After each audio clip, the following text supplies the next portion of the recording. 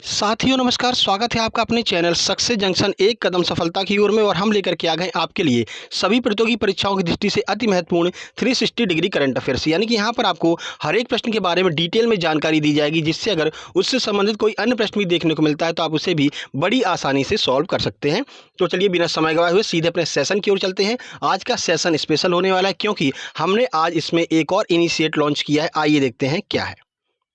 देखिए, तो today session की बात करते हैं। सबसे पहले यस्टरडे का रिवीजन कराया जाएगा, यानी कि कल हमने जो आपको करंट अफेयर कराई है उसमें से 3 प्रश्न आपसे रैंडमली पूछे जाएंगे और आपको अपने आप को ये चेक करना है कि कल वाली करंट अफेयर आपको याद है या फिर नहीं याद है। उसके बाद में टुडे करंट अफेयर, यानी आज के करंट अफेयर के महत्वपूर्ण प्रश्न जो भी होंगे, फुल इन्फॉर्मेशन है, फुल डिटेल में जानकारी के साथ में कराए जाएंगे।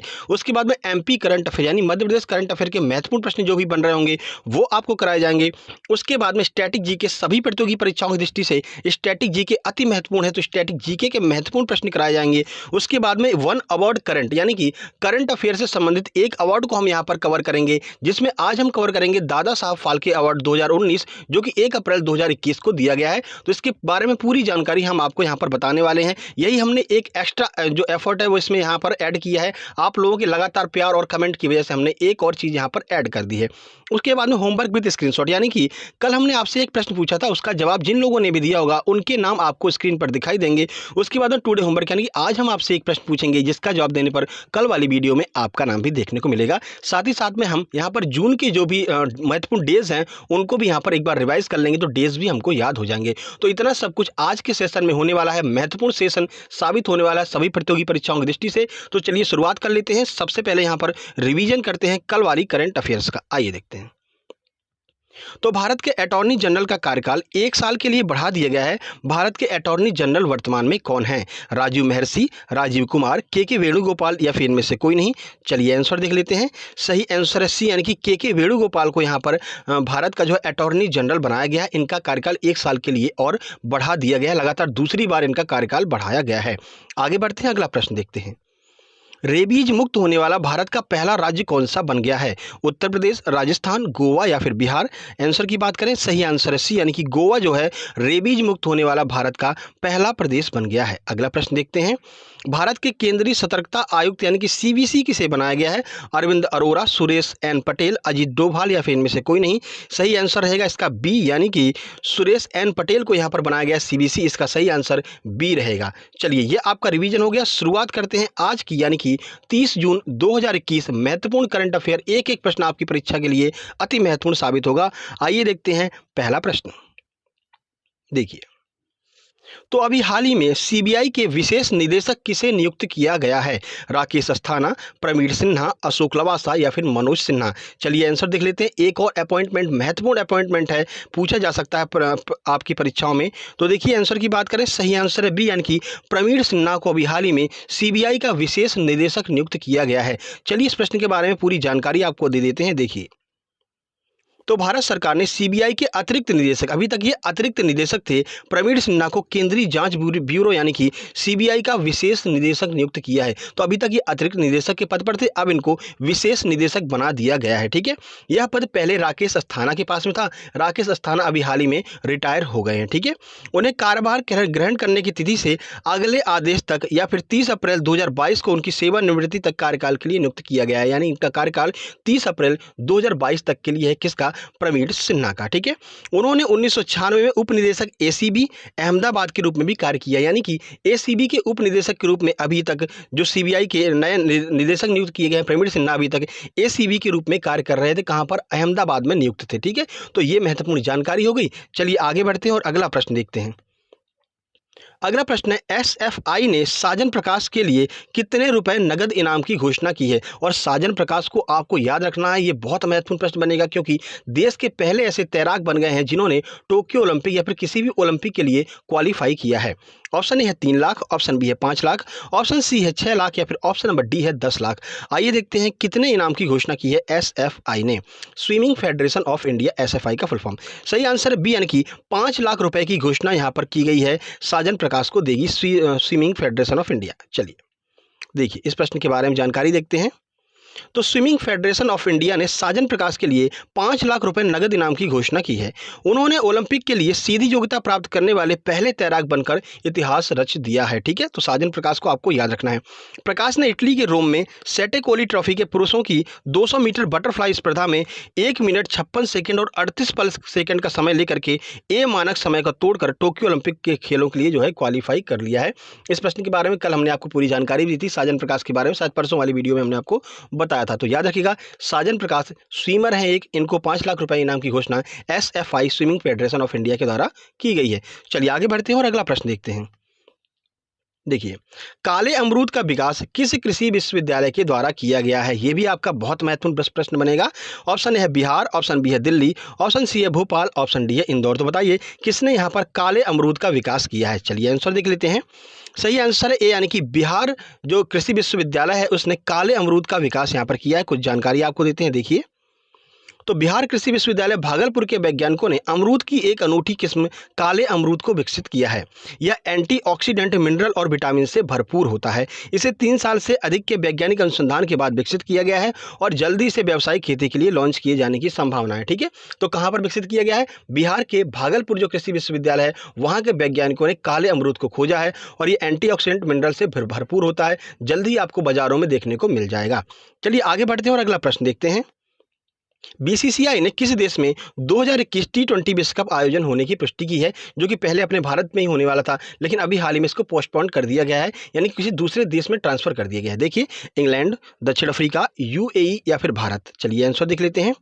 सही आंसर सी, यानी कि UAE में यहाँ पर परिवर्तित कर दिया गया है। इसका जो आयोजन होने वाला था अब UAE में होगा। चलिए पूरी जानकारी आपको देते हैं, देखिए। तो बीसीसीआई ने जानकारी दी है कि T20 वर्ल्ड कप 2021 का आयोजन UAE में होगा। हालांकि बीसीसीआई के पास 16 टीम के आयोजन की मेजबानी के अधिकार बरकरार है। अगर बीसीसीआई चाहे तो इसको वापस भारत में लेकर के आ सकता है, लेकिन यहाँ पे बीसीसीआई ने आधिकारिक घोषणा कर दी है कि UAE में ही यहाँ पर आयोजित होगा T20 वर्ल्ड कप। ठीक है, देखिए, बीसीसीआई अध्यक्ष सौरभ गांगुली ने कहा है कि आंतरिक रूप से कई दौर की चर्चा के बाद यह निर्णय लिया गया। एक स्टैटिक का प्रश्न आपका महत्वपूर्ण क्लियर हो रहा है। बीसीसीआई के वर्तमान अध्यक्ष कौन है? सौरभ गांगुली, जिन्हें दादा के नाम से भी जाना जाता था, बंगाल टाइगर भी जिन्हें कहा जाता था। यह प्रश्न कई बार पूछा गया है कि दादा के नाम से किसे जाना जाता था। ठीक है, पहले यह आयोजन ऑस्ट्रेलिया में होने वाला था सबसे पहले 2020 में, फिर कोविड आ गया, भारत ट्रांसफर कर दिया और 2021 में भारत में भी कोविड आ गया है और इसे UAE में ट्रांसफर कर दिया गया है। सारी जानकारी आपके लिए अति महत्वपूर्ण है।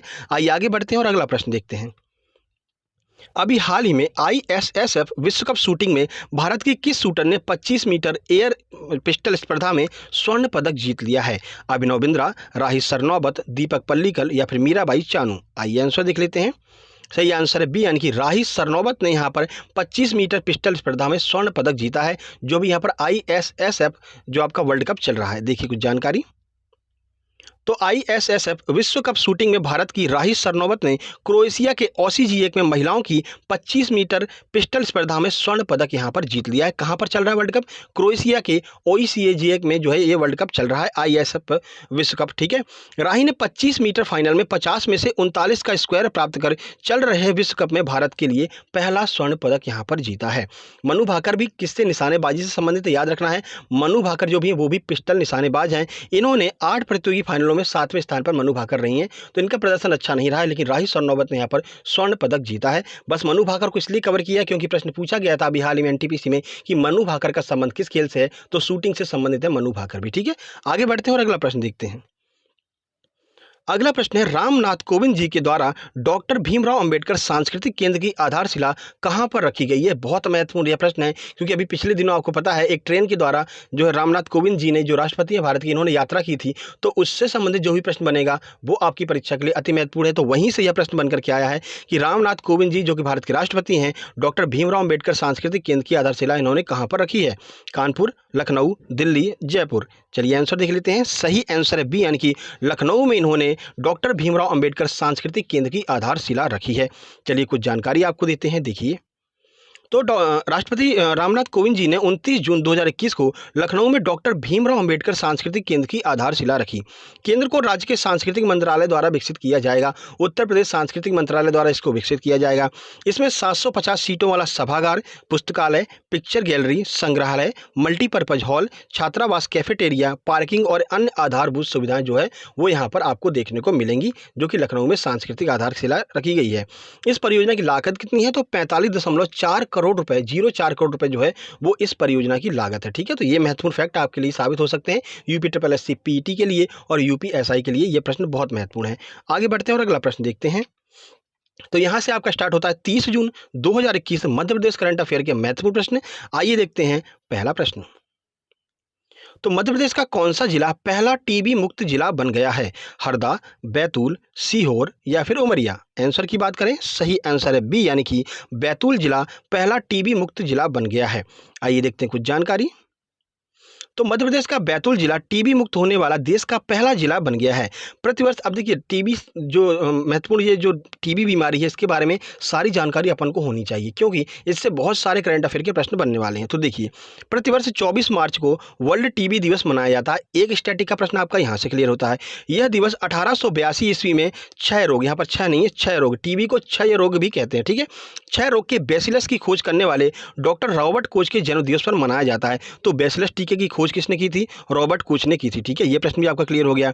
भारत ने 2025 तक, विश्व में 2030 तक टीबी को जड़ से खत्म करने का लक्ष्य रखा है। देखिए, भारत ने 2025 तक टीबी को जड़ से खत्म करने का लक्ष्य रखा है, वहीं विश्व ने 2030 तक टीबी को जड़ से खत्म करने का लक्ष्य रखा है। ठीक है, वर्ष 2021 के टीबी दिवस की थीम क्या थी, ये भी आप याद कर लीजिए। तो द क्लॉक इज टिकिंग जो है वो वर्ष 2021 के टीबी दिवस की थीम है। तो एक प्रश्न में आपके 7 से 8 स्टैटिक जीके के प्रश्न क्लियर हो गए हैं। इसीलिए हम कहते हैं हर एक प्रश्न आपके लिए अति महत्वपूर्ण है और डीपली से डीपली जितनी जानकारी हो सकती है उस प्रश्न के बारे में हम आपको देने का प्रयास करते हैं। ठीक है, चलिए आगे बढ़ते हैं और अगला प्रश्न देखते हैं।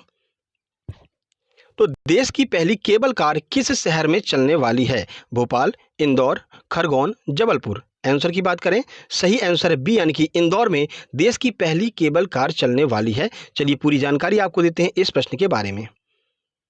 तो देखिए, इंदौर में देखो मेट्रो शुरू होने वाली थी, पर मेट्रो तो नहीं चल सकी, लेकिन अब केबल कार के लिए फिजिबिलिटी सर्वे की तैयारी शुरू हो गई है।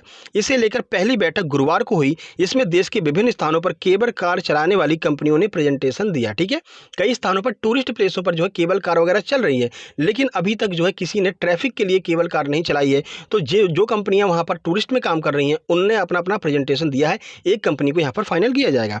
तो अब तक देश के किसी भी शहरी क्षेत्र में सड़क पर ट्रैफिक की सुगमता के लिए केबल कार नहीं चली है।